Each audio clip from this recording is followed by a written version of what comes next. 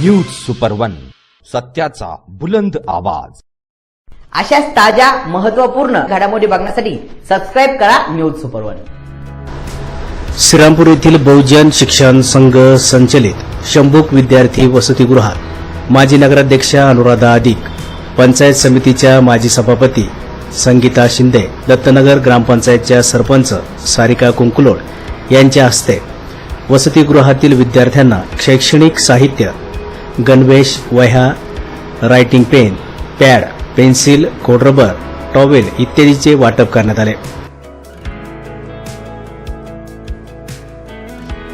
या प्रसंगी प्रमुख अतिथी म्हणून स्नेह ग्रुपचे अध्यक्ष गोरक्षनाथ बनकर, उपाध्यक्ष भागचंद अवताडे, सचिव चंद्रकांत मगरे, भीमशक्तीचे जिल्हाध्यक्ष संदीप मगर, मिशन वात्सल्य शासकीय समितीचे सदस्य मिलिंद कुमार साळवे, विद्रोही सांस्कृतिक चळवळीचे राज्य कार्यकारिणी सदस्य डॉ नीलम शेख, शिक्षण मंडळाचे माजी सभापती संजय गांगड, माजी बँक व्यवस्थापक नानासाहेब शेवाळे, भगतसिंग ब्रिगेडचे अध्यक्ष कृष्णा बडाक, सोमाया शाळेचे मुख्याध्यापक गोपाळे सर, कल्याण लकडे सर, प्राध्यापक सुनील वाघमारे, प्रमोद गाडेकर, समीर मुत्ता आदींची प्रमुख उपस्थिती होते।